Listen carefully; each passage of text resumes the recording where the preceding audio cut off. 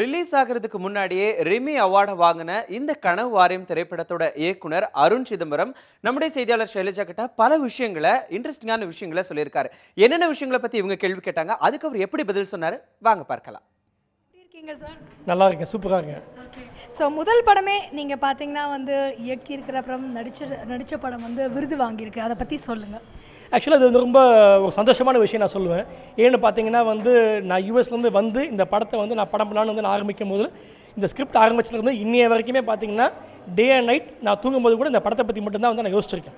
So இது இப்போ பேசிக்காக வந்து இது ஒரு கடினமான உழைப்புக்கும் நேர்மையான உழைப்புக்கும் திறமைக்கும் கிடைச்ச ஒரு அங்கீகாரமாக நான் அதை பார்க்குறேன். இது ஜஸ்ட் ஒரு ஸ்டார்ட் மட்டும்தான் ஆக்சுவலாக பார்த்தீங்கன்னா. ஸோ இதுக்கு வந்து நிறைய பேருடைய உழைப்பு வந்து இப்போ இதுக்கு பின்னால் இருக்குது. அண்ட் மெயினாக பார்த்தீங்கன்னா வந்து எங்கள் அப்பாவும் ஆனாடுக்கு டாக்டர் சிதம்பரமும் என்னுடைய பிரதர் கார்த்திக் சிதம்பரம் டிசி கேப்ன்ற கம்பெனியாக ரன் பண்ணுறாரு. இவங்க 2 பேர் இல்லைனா இந்த படம் வந்து சாத்தியமாக இருக்காது. ஏன்னா அவங்க தான் இந்த படத்தை ப்ரொடியூஸ் பண்ணாங்க. ஸோ அதுதான் நான் சொல்லுவேன் ஆக்சுவலாக. ஓகே, ஸோ படத்தோட கதை பற்றி கொஞ்சம் சொல்லுங்களேன். இன்னோவேட்டிவாக பண்ணியிருக்கிறதா வந்து கேள்விப்பட்டோம், அதை பற்றி சொல்லுங்கள். ஸோ இந்த படத்துடைய கதை என்னன்னு பார்த்தீங்கன்னா வந்து இது ஒரு மின்வெட்டை பேஸ் பண்ண ஒரு படம். இப்போ எந்த படம் பொதுவாக ஜெயிக்கும்னு பார்த்தீங்கன்னா வந்து மக்கள் பிரச்சனையை பேசுகிற படம், மக்கள் அட்டாச் ஆகிற படம் மட்டும்தான் ஓடும். ஸோ நான் யார்கிட்டையும் நான் ஒர்க் பண்ணலைனாலும் நான் ஒரு ஆடியன்ஸாக வந்து நான் ஒரு படத்தை நான் பார்ப்பேன். எனக்கு பிடிச்ச படம் நிச்சயமாக ஆடியன்ஸுக்கும் பிடிக்கும், அந்த படமும் ஓடி இருக்குது.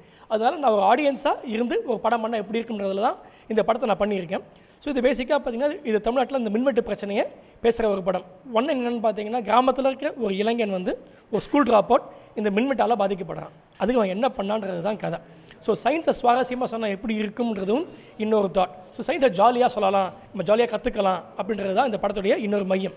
அண்ட் வந்து நம்ம பிரைம் மினிஸ்டர் மோடி சொல்கிற make in India, decentralization and entrepreneurship இது எல்லாத்தையும் பற்றி இந்த படம் பேசும். பட் மறைமுகமாக பேசும்.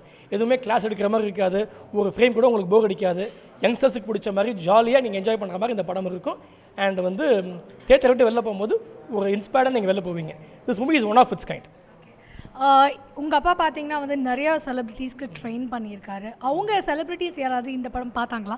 இது வரைக்கும் யாரும் படம் பார்க்கல, யாருக்கும் படத்தை காட்டலை ஆக்சுவலாக. ஸோ வந்து இதுதான் இந்த ஃபஸ்ட் திங் ஆக்சுவலாக வந்து இந்த சர்வதேச அங்கீகாரம் கிடச்சிருக்கு. இந்த வேர்ல்ட் ப்ரீமியர் அப்புறமா தான் வந்து இந்த படத்தை வந்து இங்கே மெட்ராஸில் வந்து இங்கே தமிழ்நாட்டில் படத்தை ரிலீஸ் பண்ணணும்.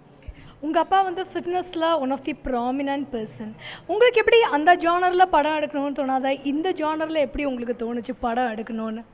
ஒரு விஷயம் என்னென்னு பார்த்தீங்கன்னா ஆக்சுவலாக இப்போ ஃபிட்னஸை பற்றி வந்து இப்போ அதை ஸ்போர்ட்ஸ் பேஸ் பண்ணி இப்போ நிறைய மூவிஸ் வந்து இப்போ ரசிக்க வருது. அண்ட் அது ஒரு காரணம். என்கிட்ட கதை இல்லாமல் இல்லை, பட் அது ஒரு முக்கியமான காரணம். இன்னொரு விஷயம் என்னென்னு பார்த்தீங்கன்னா நான் எதை பண்ணாலும் வந்து நான் கொஞ்சம் தனிச்சு தெரியணும்னு நான் நினைப்பேன். 10ஓட 11 இருக்கிறது எனக்கு என்றைக்குமே எனக்கு பிடிக்காது. எதை பண்ணாலும் வந்து நம்ம தனியாக தெரியணும் அண்ட் அதில் வந்து நம்ம முத்திரையை பதிக்கணும்னு நான் நினைப்பேன். அண்ட் ஒரு ரெகுலர் சினிமா பண்ணுறது வந்து எனக்கு ரொம்ப கஷ்டம். ஸோ ஏன்னா வந்து இப்போ அதோடைய சீன்ஸ் பிடிக்கிறது ரொம்ப கஷ்டம் தான். அது வந்து நீங்கள் ஆடியன்ஸ் கிட்ட நீங்கள் அப்ரோச் ஆகிறது ரொம்ப கஷ்டம் தான். இப்போ இந்த மாதிரி ஒரு ஃப்ரெஷ்ஷாக ஒரு கண்டென்ட் எடுக்கும்போது இது மை கன்வீனியன்ஸ் தான். ஸோ இதில் ஒரு சுயநலமும் இருக்குது. இது வந்து நான் சீன்ஸ் உருவாக்குறது வந்து ரொம்ப ஈஸி ஆக்சுவலாக.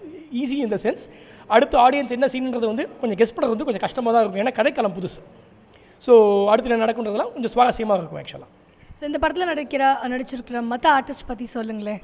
அண்ட் ஆக்சுவலாக இந்த படத்தில் நடித்த எல்லாருமே ரொம்ப கோஆப்ரேட்டிவாக இருந்திருக்காங்க. ஒவ்வொருத்தருமே ஒவ்வொரு சீனையுமே அடுத்த லெவலுக்கு கொண்டு போயிருக்காங்க. அண்ட் வந்து கேஸ்டிங் வைஸ் பார்த்தீங்கன்னா வந்து I would say this is one of the perfect கேஸ்டிங்ன்ற மாதிரி நான் சொல்லுவேன்.